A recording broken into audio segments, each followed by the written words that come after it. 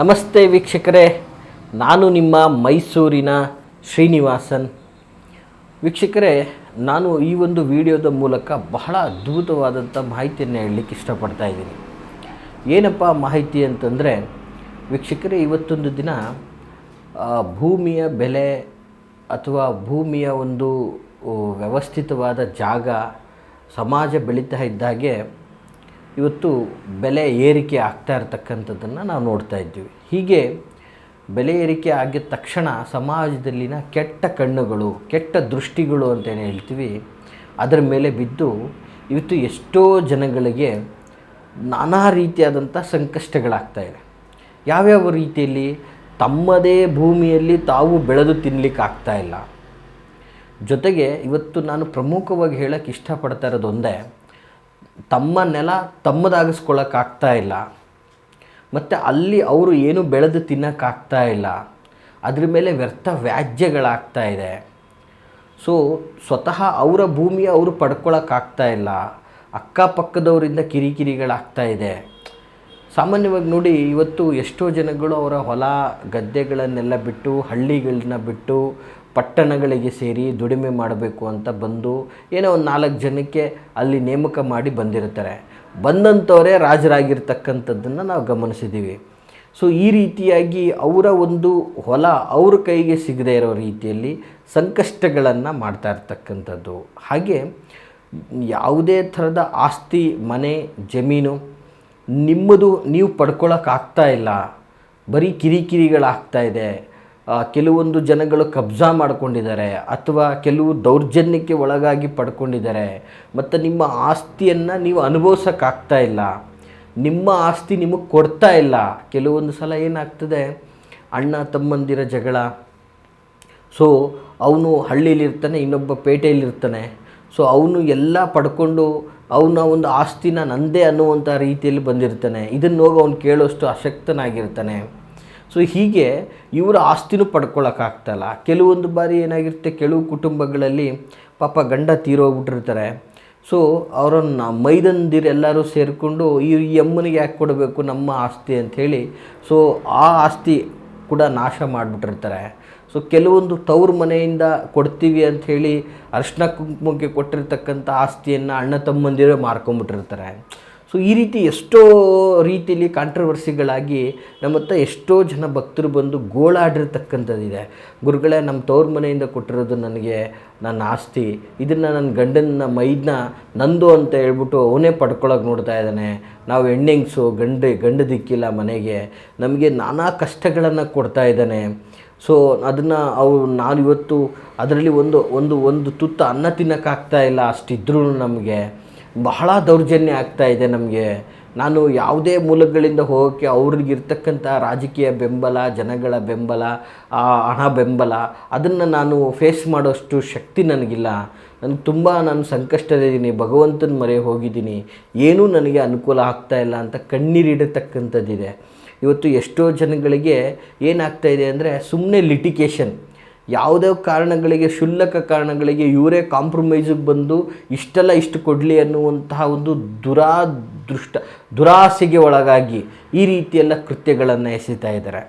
ಎಷ್ಟೋ ಜನಗಳಿಗೆ ಆಸ್ತಿ ಇದ್ದು ಇಲ್ಲದ ರೀತಿಯಲ್ಲಿ ಬದುಕ್ತಾ ಇದ್ದಾರೆ.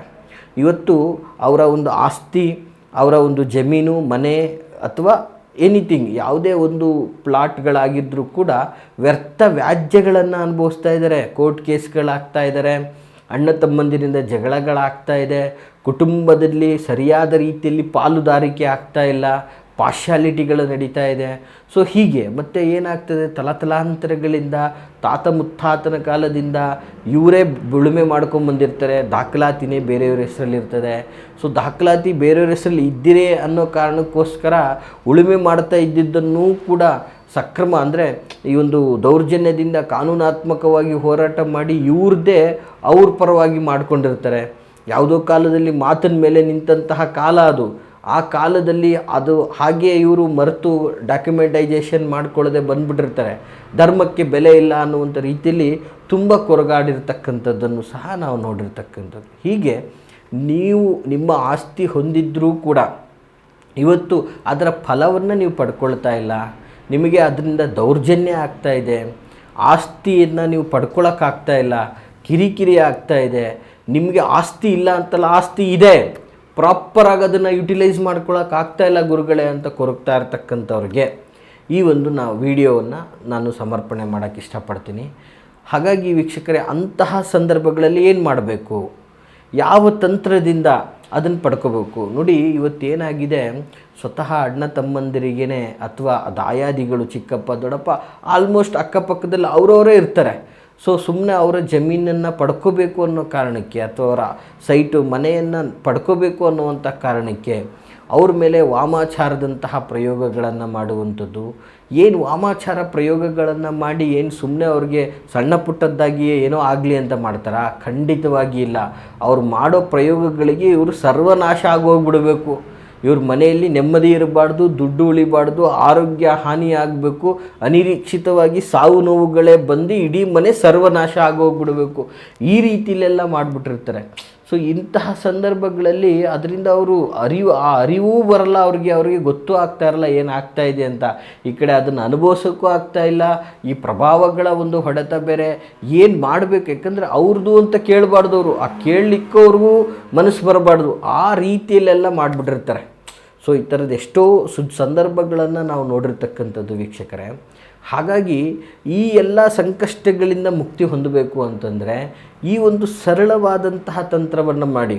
ಈ ತಂತ್ರ ಬಹಳ ರಿಸಲ್ಟ್ ಕೊಡುವಂತಹ ಒಂದು ತಂತ್ರ ಆಗಿರ್ತದೆ. ಮತ್ತು ಇದು ಸಾಮಾನ್ಯವಾಗಿ ನಿಮ್ಮ ಬನಸಾರಿ ಅಂಗಡಿಗಳಲ್ಲಿ ಸಿಗುವಂತಹ ಪದಾರ್ಥಗಳಿಂದ ಮಾಡುವಂತಹ ತಂತ್ರ ನೋಡಿ.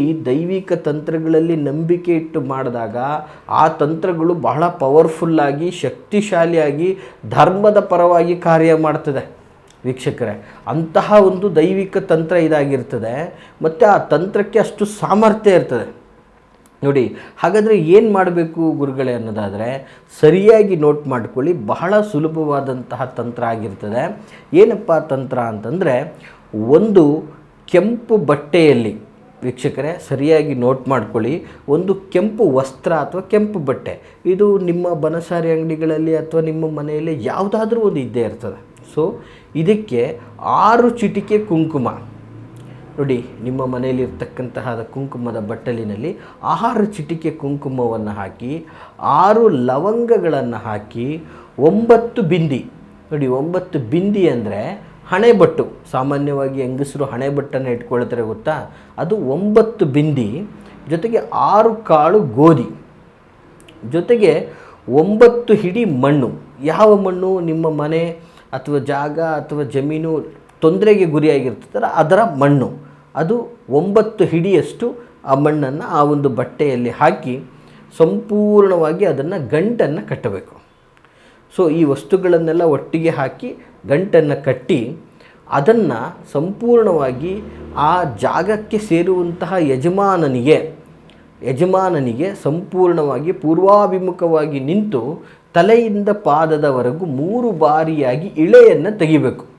3 ಬಾರಿಯ ಇಳೆಯನ್ನು ತೆಗೆದಂತಹ ಸಂದರ್ಭದಲ್ಲಿ ಆ ಜಮೀನಿನ ಮೇಲೆ ಯಾವುದೇ ರೀತಿಯಾದಂತಹ ದೃಷ್ಟಿಗಳು, ಯಾರೇ ಒಂದು ದೌರ್ಜನ್ಯದಿಂದ ಪಡಿಬೇಕು ಅಂತ ಇದ್ದರೂ ಕೂಡ ಅದು ಸಾಧ್ಯವಾಗುವುದಿಲ್ಲ. 3 ಬಾರಿ ಸರಿಯಾದ ರೀತಿಯಲ್ಲಿ ಪೂರ್ವಾಭಿಮುಖವಾಗಿ ನಿಂತು ಅವರ ಕೈಯಿಂದ ಅವರೇ ಇಳೆಯನ್ನು ತೆಗಿಬೇಕು. ಬಟ್ ಜಾಗದ ಓನರೇ ಆಗಬೇಕು, ಆಯಿತಾ? ಸೊ ಇಳೆಯನ್ನು ತೆಗೆದು ಅದನ್ನು ಸಂಪೂರ್ಣವಾಗಿ ಹರಿಯುವಂತಹ ನದಿಗೆ ಎಸೆಯಬೇಕು. ಹೀಗೆ ಮಾಡಿದ್ರೆ ನಿಮ್ಮ ಆಸ್ತಿ, ಮನೆ, ಹೊಲ, ಗದ್ದೆ, ಜಮೀನು ಯಾವುದೇ ಥರದ ಸಂಬಂಧಿತವಾದಂತಹ ಸಮಸ್ಯೆಗಳಿದ್ದರೂ ಕೂಡ ಆ ಒಂದು ಸಮಸ್ಯೆಗೆ ಯಾರೂ ನಿಮ್ಮ ಹತ್ತಿರ ಬರೋದಿಲ್ಲ. ಅದರ ಫಲಾನುಭವಿಗಳು ನೀವಾಗ್ತೀರಾ. ಸಂಪೂರ್ಣವಾಗಿ ಅದು ನಿಮ್ಮ ಅಧೀನಕ್ಕೆ ಬರ್ತದೆ. ನೀವು ಅದರ ಒಂದು ಲಾಭವನ್ನು ಪಡ್ಕೋಬೋದಾಗಿರ್ತದೆ. ಅದರಿಂದ ಧನಕನಕಗಳಿಂದ ನೀವು ಅಭಿವೃದ್ಧಿನೂ ಆಗ್ಬೋದಾಗಿರ್ತದೆ. ಅಂತಹ ಒಂದು ಅದ್ಭುತವಾದಂತಹ ತಂತ್ರ ಆಗಿರ್ತದೆ. ಸೂಕ್ಷ್ಮವಾಗಿ ಇದನ್ನು ಮಾಡಿ ಅಂತ ಹೇಳ್ತೀನಿ. ಬೇಕಾದರೆ ನಿಮಗೆ ಗೊತ್ತಾಗಲಿಲ್ಲ ಅಂದರೆ ವಿಡಿಯೋವನ್ನು ಮರುಪ್ರಸಾರ ಮಾಡಿಕೊಂಡು ತಂತ್ರವನ್ನು ನೋಟ್ ಮಾಡ್ಕೊಳ್ಳಿ. ಬಹಳ ಅದ್ಭುತವಾದಂತಹ ತಂತ್ರ ಇದಾಗಿರ್ತದೆ. ಈ ತಂತ್ರದಿಂದ ನಿಮ್ಮದೇ ಆಸ್ತಿಯನ್ನು ನೀವು ಅನುಭವಿಸ್ಲಿಕ್ಕೆ ಯಾರ ಕಡೆಯಿಂದನೂ ನಿಮಗೆ ಅಡ್ಡಿ, ಆತಂಕ, ತೊಂದರೆ ಬರದೆ ನಿಮ್ಮದಾಗ್ತದೆ ಅಂತ ಹೇಳಲಿಕ್ಕೆ ಇಚ್ಛೆ ಪಡ್ತೀನಿ ವೀಕ್ಷಕರೇ. ಈ ಮಾಹಿತಿ ತಮಗೆಲ್ಲ ಇಷ್ಟವಾಗಿದ್ದರೆ ಲೈಕ್ ಮಾಡಿ. ಜೊತೆಗೆ ಯಾರೆಲ್ಲ ಆಸ್ತಿ ಸಂಬಂಧಿತವಾಗಿ ಸಂಕಷ್ಟಕ್ಕೆ ಗುರಿಯಾಗಿದ್ದಾರೆ ಅವ್ರಿಗೆ ತಪ್ಪದೇ ಈ ವಿಡಿಯೋನ ಶೇರ್ ಮಾಡಿ ಅಂತ ಹೇಳ್ತಾ, ಹಾಗೆ ನಿಮ್ಮದೇ ಯಾವುದೇ ಥರದ ವಿಚಾರಗಳನ್ನು ಮುಕ್ತವಾಗಿ ನಮ್ಮೊಟ್ಟಿಗೆ ಹಂಚ್ಕೋಬೇಕು ಅನ್ನೋದಾದರೆ ವಿಡಿಯೋದಲ್ಲಿ ಕಾಣುವಂತಹ ಸಂಖ್ಯೆಗೆ ಕರೆ ಮಾಡಿ ಅಂತ ಹೇಳ್ತಾ ಎಲ್ರಿಗೂ ಶುಭವಾಗಲಿ. ಹಾಗೆ ನಾನಿರ್ತಕ್ಕಂಥದ್ದು ಮೈಸೂರಿನ ವಿಜಯನಗರ 2ನೇ ಹಂತ KD ಸರ್ಕಲಲ್ಲಿ ನನ್ನ ಒಂದು ಕಚೇರಿ ಇರ್ತಕ್ಕಂಥದ್ದು. ತಾವು ನೇರವಾಗಿ ಬಂದು ಭೇಟಿಯಾಗ್ಬೋದು ಅಂತ ಹೇಳ್ತಾ ಎಲ್ರಿಗೂ ಶುಭವಾಗಲಿ. ನಮಸ್ಕಾರ.